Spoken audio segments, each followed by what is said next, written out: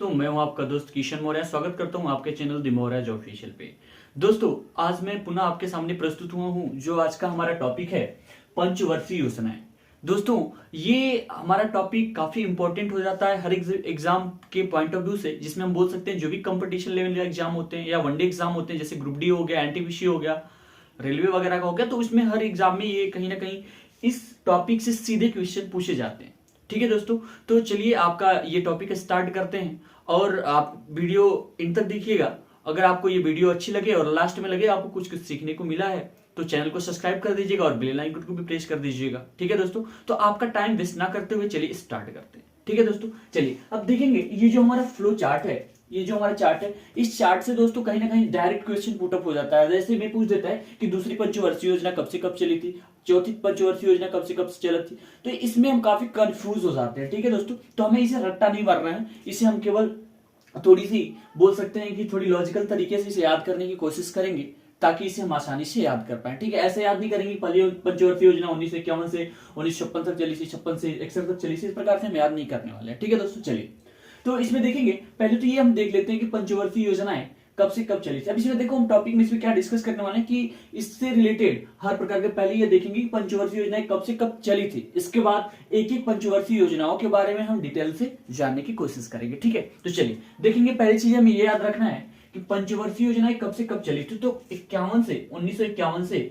2017 तक चली थी। ठीक है, तो हमें याद रखना है टोटल पहले पंचवर्षीय योजनाएं कब से कब चली थी, तो 1951 से 2017 तक पंचवर्षीय योजनाएं चली थी। ठीक है, उसके बाद नीति आयोग आ गया, तो उसके बारे में हम आगे बात करेंगे, अभी नहीं। ठीक है, चलिए अब देखिए पहली जो पंचवर्षीय योजनाएं हैं, तो इस तरीके से जो टोटल 12 पंचवर्षीय योजनाएं हैं, इसे याद करना हमें कहीं ना कहीं कठिन लगता है। ठीक है, तो इस तरीके से हमें याद नहीं करना है, बस हम ये देख लेते हैं कि कौन कौन कब पंचवर्षीय योजना नहीं चली थी या कब योजना अवकाश था। ठीक है, अब देखेंगे। देखो ये यहाँ पे मैं जो आपको एरो का निशान कर देता हूं, ठीक है, ये केवल 3 हैं जो योजना अवकाश है। योजना अवकाश उस समय कोई भी योजनाएं नहीं चली थी। कोई योजनाएं का मतलब ये कि पंचवर्षीय योजना नहीं चली थी, वर्षीय, 1 वर्षीय, 2 वर्षीय या 3 वर्षीय योजना इस प्रकार से चली थी। ठीक है, जिसे योजना अवकाश के नाम से जानते हैं। अब योजना अवकाश क्यों था, क्या रीजन था, इसे हम आगे डिस्कस करेंगे, अभी नहीं। ठीक है, तो चलिए देखेंगे योजना अवकाश कब कब था, तो 1966 से 1969 तक।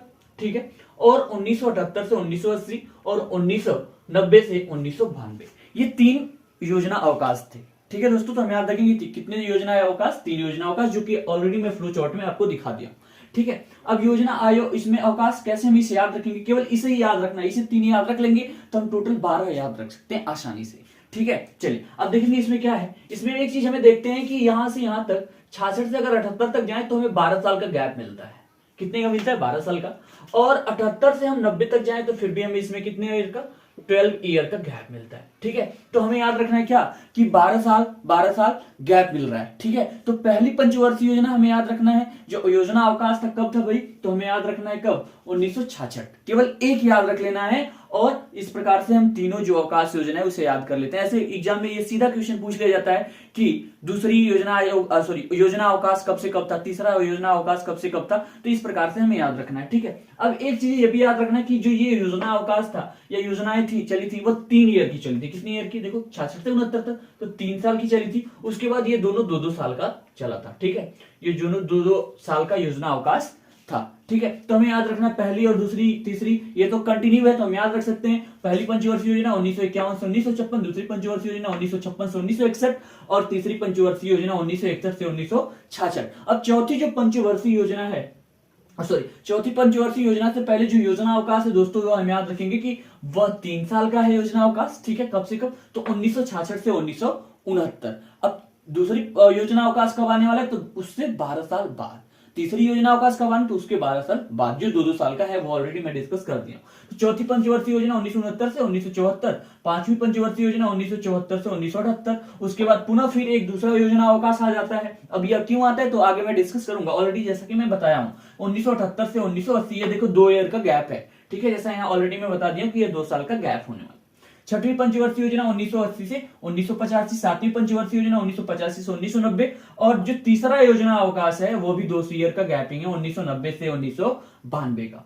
आठवीं पंचवर्षीय योजना 1992 से 1997, 1909 जो पंचवर्षीय योजना 1997 से 2002, और 10वीं पंचवर्षीय योजना 2002 से 2007, और जो 11वीं पंचवर्षीय योजना है 2007 से 2012, और जो 12वीं पंचवर्षीय योजना है वह है 2012 से 2017 का। तो ये हमें 5-5 साल का, ये तो हम आसानी से याद रख सकते हैं। केवल हमें जो याद रखना है दोस्तों वो योजना अवकाश याद रखना है, जो कि 3 है। ठीक है, पहली योजना अवकाश कब, तो हम याद रखेंगे 1966, जो 3 ईयर का गैपिंग था, 3 ईयर का योजना अवकाश था। कब, तो 1966 से 1969, उसके बाद 12 साल ऐड करेंगे तो फिर आ जाएंगे 1978 में। 1978 फिर 2 ईयर का क्या था, योजना अवकाश था, 1980 तक पहुंच जाएंगे। उसके बाद फिर 12 साल ऐड करेंगे 1990, फिर 2 ईयर तो 1992। समझ में है दोस्तों? चलिए अब देखेंगे योजना आयोग का गठन कब हुआ, पहली चीजें। अब देखिए योजना आयोग का जो गठन हुआ था 15 मार्च 1950। ये भी सीधा सीधा क्वेश्चन पुटअप है कि योजना आयोग का गठन कब हुआ था, तो ये डेटा हम याद रखेंगे 15 मार्च 1950 को हुआ था। भारत के प्रधानमंत्री इसके क्या होते हैं, अध्यक्ष होते हैं। ठीक है, और पहले अध्यक्ष जो थे, हमें पता है कि जब हमारा देश आजाद हुआ था तो उस समय जो हमारे प्रधानमंत्री हुआ करते थे पीटी नेहरू हुआ करते थे, इसलिए पहले जो अध्यक्ष हुए वह कौन है, पंडित जवाहरलाल नेहरू, जो हमारे प्रधानमंत्री हुआ करते थे। उसके बाद उपाध्यक्ष भी पूछा गया एनटीपीसी में एग्जाम में कई दफा क्वेश्चन कि योजना आयोग के उपाध्यक्ष कौन थे, तो हम याद रखेंगे गुलजारी लाल नंदा। ठीक है दोस्तों, तो अब योजना आयोग को जो सुचारू ढंग से या कोई कंट्रोल बॉडीज चाहिए जो इसे कंट्रोल कर सके कि जो पंचवर्षीय योजना है वह सही तरीके से संचालित है या नहीं, उसे कंट्रोल करने के लिए जो एक बोल सकते हैं कि एक ऑर्गेनाइजेशन का स्थापना किया गया जिसका नाम है नेशनल डेवलपमेंट काउंसिल, जिसे बोलते हैं राष्ट्रीय विकास परिषद। इस प्रकार के संगठन का एक स्थापना किया गया। देखिए इसका गठन 6 अगस्त 1952 में, यह भी डेटा पूछा गया कि नेशनल डेवलपमेंट काउंसिल अर्थात राष्ट्रीय विकास परिषद अर्थात योजना आयोग को कंट्रोल करने के लिए कौन से ऑर्गेनाइजेशन या संगठन का स्थापना किया गया, तो हम याद रखेंगे नेशनल डेवलपमेंट काउंसिल का। 6 अगस्त 1952 में इसकी स्थापना किया गया। इसका प्रमुख उद्देश्य योजना आयोग द्वारा लागू की गई पंचवर्षीय योजनाओं को ठीक तरह से संचालित करना था। समझ में आया? चलिए अब इसके अगले स्लाइड में हम देखेंगे कि पहली पंचवर्षीय योजना किस मॉडल पे डिपेंड थी, उसके क्या क्या अर्थ थे। ठीक है, पहली पंचवर्षीय योजना, इसका अवधि देखेंगे दोस्तों।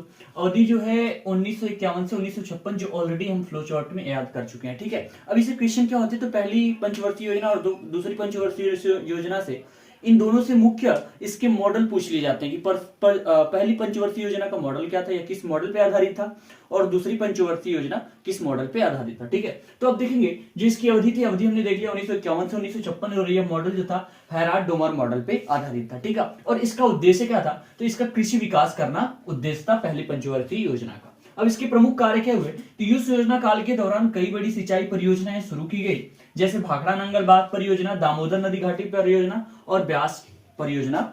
इस प्रकार के कई कृषि के क्षेत्र में विकास किए गए, जिसमें अनेक परियोजनाएं चलाई गई ताकि हम सिंचाई के माध्यम से अपने जो कृषि में विकास कर सकें। ठीक है दोस्तों, तो आप ये बताएंगे कि भाखड़ा नांगल बांध कौन से नदी पे यह डैम बना हुआ है। ठीक है, और वह डैम कहाँ स्थित है। ठीक है, कमेंट बॉक्स में आप कमेंट करके बताएंगे। चलिए आगे बढ़ते हैं, देखेंगे दूसरी पंचवर्षीय योजना। इसका भी हमने अवधि याद होगा कि 1956 से 1961, क्योंकि आसानी से याद कर सकते हैं कि 3 जो परियोजनाएं वह कंटिन्यू चली थी। ठीक है, तो 1956 से 1961 इस मॉडल पे आधारित था। तो इस मॉडल दूसरी पंचवर्षीय योजना पीसी महानोबोलिस मॉडल पे क्या था, आधारित था। इसका उद्देश्य क्या था दोस्तों, तो औद्योगिक विकास। ठीक है, इंडस्ट्रियल का, उद्योग धंधों का विकास करना था।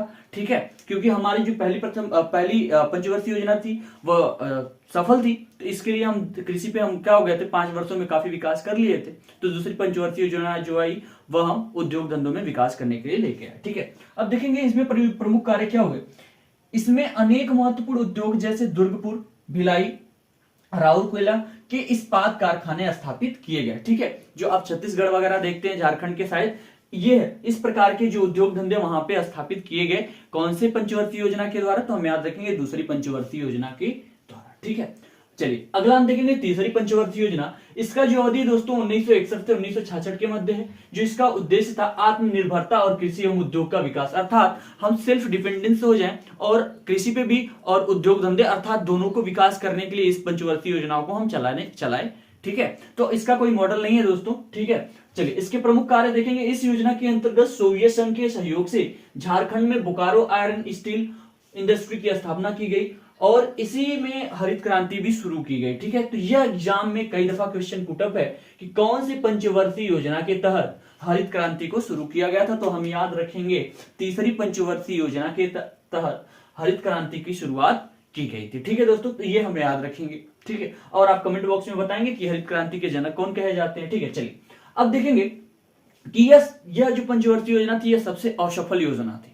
यह सबसे असफल पंचवर्षीय योजना रही। अब इसका रीजन क्या था, ये हम देख लेते हैं। देखो 1962 में क्या हुआ था दोस्तों, जैसा कि हमें याद होगा कि भारत और चीन युद्ध हो गया था। ठीक है, 1962 में जो चीन है हमारा पड़ोसी देश, वो भारत पे हमला कर दिया था। और 1965 में क्या हुआ, तब तक हम संभले नहीं थे। तब तक 1965 में पाकिस्तान, जो जानते ही आप, उसके बारे में बताने की जरूरत ही नहीं है, तो वो हम पे हमला कर दिया। और 1966 में हम बहुत, भारत में सूखा पड़ गया, तो वही कंगाली में आटा गीला हो गया। अर्थात अभी 2 युद्ध तो हम लड़े थे, संभले तो थे ही नहीं तब तक, और सूखा पड़ गया। तो ये जो पंचवर्षीय योजना थी, यह काफी असफल रही। सबसे असफल योजना पूछेगा तो हम याद रखेंगे तीसरी पंचवर्षीय योजना सबसे असफल योजना थी। अब आपके शायद उस पहले वाले क्वेश्चन का आंसर मिल गया होगा कि योजना अवकाश क्यों था। तो रीजन यही था दोस्तों कि ये 2 युद्ध हो गए थे और सूखा पड़ गया था, तो इसलिए वहां पर योजना अवकाश हुई। देखो योजना अवकाश 1966 से 1969 में तीसरी पंचवर्षीय योजना के विफल होने के कारण इसे रोक दिया गया और 3 वर्षों की अवधि के लिए वार्षिक योजनाएं चलाई गई।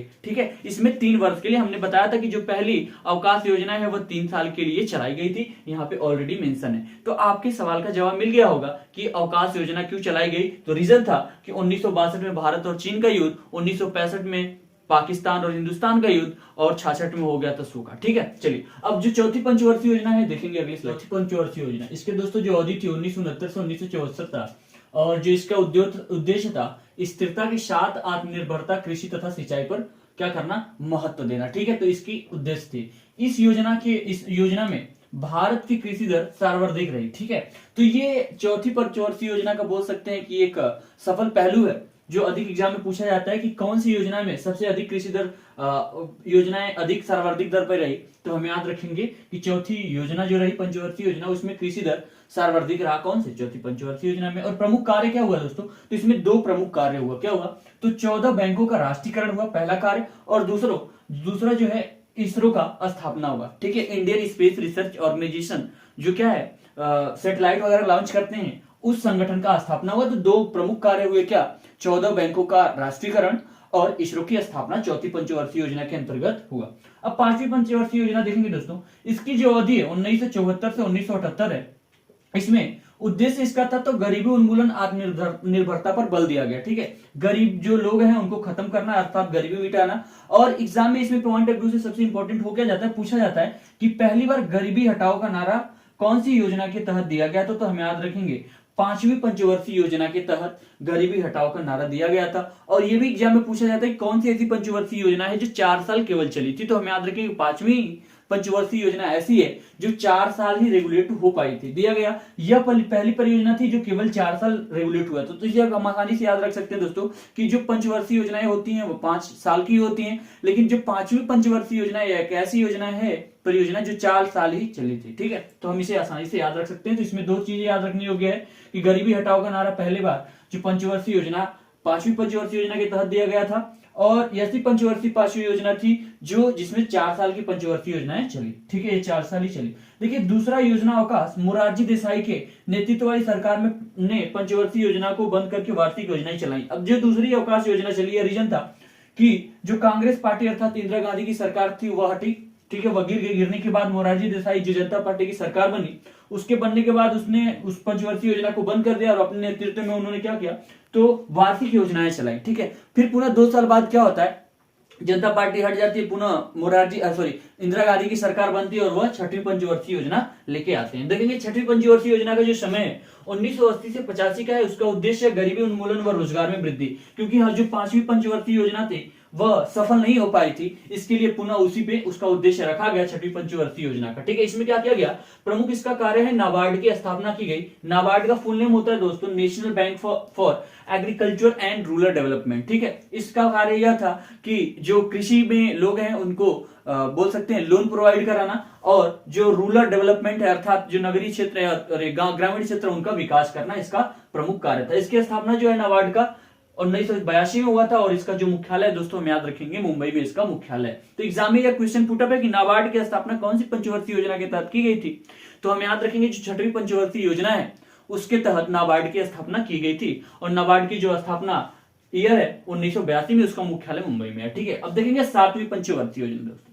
सातवीं पंचवर्षीय योजना की जो अवधि 1985 से 90 तक है, इसका उद्देश्य रोजगार, शिक्षा तथा जन स्वास्थ्य का विकास है। ये पूछा नहीं जाता लेकिन हम एज फॉर नॉलेज याद रखेंगे, ठीक है।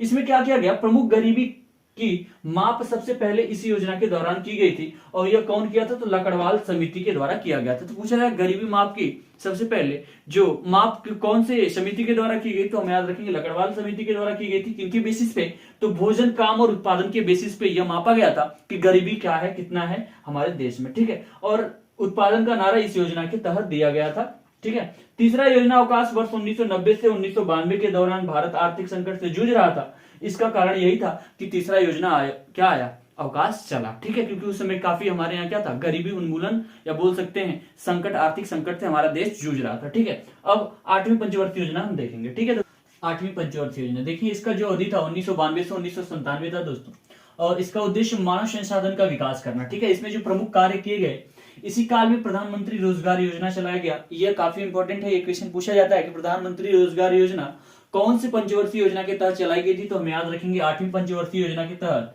प्रधानमंत्री रोजगार योजना चलाई गई, जो 1993 में स्टार्ट की गई थी, ठीक है दोस्तों। चलिए अब नवीं पंचवर्षीय योजना देखते हैं, यह नवीं 10वीं देख लेते हैं। नवीं तो बहुत ज्यादा इंपॉर्टेंट नहीं है, 10वीं है थोड़ी, वो देखेंगे।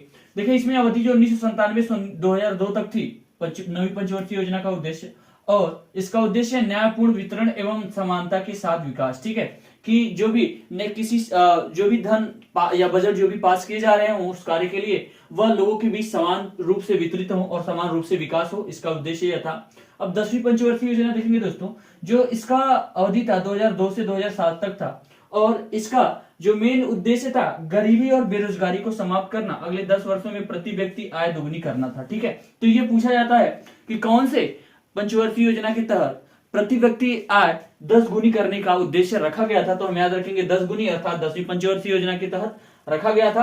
तो ये हम याद रख लेंगे कि पर कैपिटा इनकम जो पीसीआई होता है वह 10 गुनी करने का क्या रखा गया था, बोल सकते हैं एम रखा गया था, उद्देश्य रखा गया था, टारगेट, वह 10वीं पंचवर्षीय योजना के तहत 2002 से 2007 में, ठीक है। चलिए अब 11वीं 12वीं देख लेते हैं। 11 बहुत ज्यादा इंपॉर्टेंट नहीं है, 12वीं इंपॉर्टेंट है, तो ये हम ध्यान से पढ़ लेंगे। चलिए देखेंगे 11वीं पंचवर्षीय योजना का अवधि 2007 से 2012 तक था। इसका उद्देश्य था तीव्रतम एवं समावेशी विकास, ठीक है। रैपिडली विकास, डेवलपमेंट होना था, और समावेश रूप से अर्थात हर क्षेत्र में विकास करने का इसका उद्देश्य रखा गया था। 11वीं पंचवर्षीय योजना 2007 से 2012 तक कंटिन्यू हुई, ठीक है। अब 12वीं जो पंचवर्षीय योजना है दोस्तों 2012 से 2017 तक चली, तो 12वीं पंचवर्षीय योजना 2012 में इसका उद्देश्य सेम था, तीव्रतम एवं समावेशी सतत विकास। इस यह क्यों इंपॉर्टेंट होता है दोस्तों, यह काफी इंपॉर्टेंट इसलिए हो जाता है क्योंकि 12वीं पंचवर्षीय योजना के बाद इसका नाम चेंज कर दिया गया पंचवर्षीय योजना। तो याद रखेंगे 1 जनवरी 2015 को मंत्रिमंडल के एक प्रस्ताव के तहत योजना आयोग की जगह एक नई संस्था नीति आयोग का गठन किया गया, ठीक है। तो पंचवर्षीय योजना का नाम चेंज करके नीति आयोग कर दिया गया, जिसका स्थापना बोल सकते हैं 1 जनवरी 2015 को हुआ, ठीक है। तो अब पंचवर्षीय योजना के तहत जो रेगुलेटर है वह नीति आयोग रेगुलेट है, ठीक है दोस्तों। तो ये जो मंत्रिमंडल के प्रस्ताव के तहत आई होप दोस्तों ये वीडियो आपको अच्छी लगी हो। इसी के साथ आपको वीडियो समाप्त करते हैं।